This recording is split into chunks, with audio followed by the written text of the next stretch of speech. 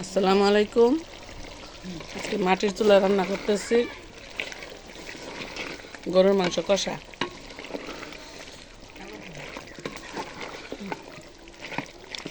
মাটির চুলার রান্নার স্বাদই আলাদা। আলহামদুলিল্লাহ, আমরা গ্রামে থাকি তো সেই জন্য মাটির চুলার রান্না অনেক মজা হয়। আমরা মাটির চুলায় রান্না করে খাই। এই যে আরও চুলায় রান্না আছে এদিকে। এই যে মাটির পাতিলে টক রান্না, টক পাতার টক।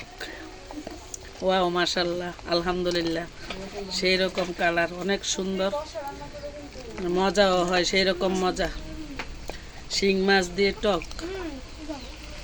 আর এই যে এদিকে বাজি, এদিকে বাজি হইতেছে, মাটির চুলায় রান্না করতেছি।